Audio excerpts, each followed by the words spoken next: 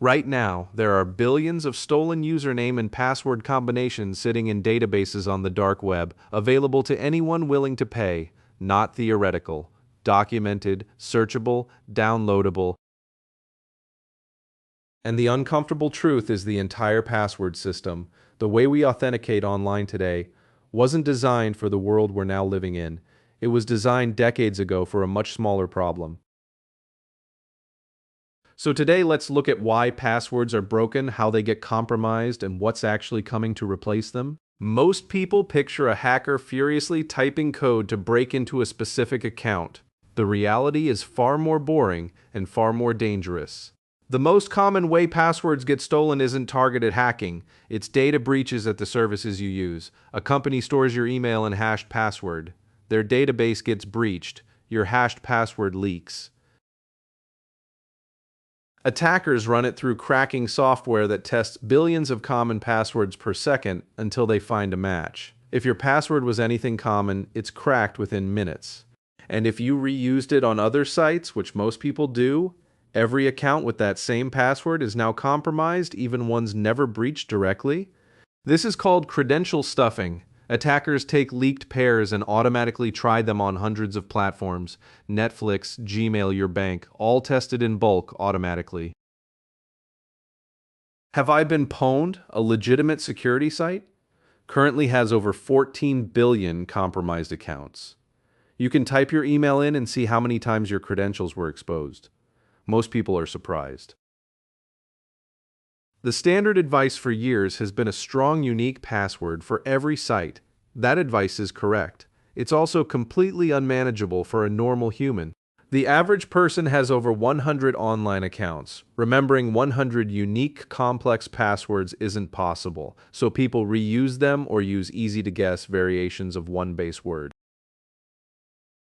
Password managers solve the memory problem. They generate and store genuinely random passwords, and you only remember one master password. It's the best current solution, and almost nobody uses it consistently. But even perfect password hygiene has a ceiling. Phishing bypasses all of it. It doesn't crack your password, it just tricks you into typing it into a fake login page that looks identical to the real one. And then there's the service side. Even if your password is perfect, if the site uses a weak hashing algorithm, it's easier to crack once their database leaks. Your security depends on every company you've ever made an account with. Here's where it gets interesting.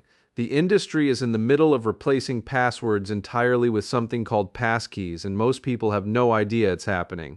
A passkey works completely differently. When you create an account, your device generates two mathematically linked keys. One stays on your device, locked behind your biometrics or PIN. The other goes to the website. Neither one alone is useful without the other. When you log in, the website sends a challenge, a random piece of data. Your device signs it with your private key and sends the response back. The website verifies it with the public key it already has. You're authenticated, and nothing sensitive ever left your device. There's no password to steal because there is no password. There's no database of secrets to breach because the server only has a public key, useless without the private half. And phishing is completely defeated because the private key is cryptographically bound to the real website's domain. A fake login page simply cannot complete the authentication, even if you type into it. Apple, Google, and Microsoft all adopted the passkey standard in 2022 and 2023. Most major services support them now. If a site offers a passkey, it's worth setting up. So if passkeys are better in basically every way, why are passwords still everywhere?